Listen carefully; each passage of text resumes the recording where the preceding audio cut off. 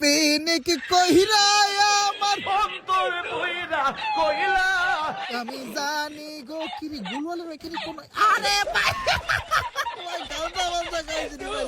গুলওয়ালের colour আর এনিমির colour একই রকম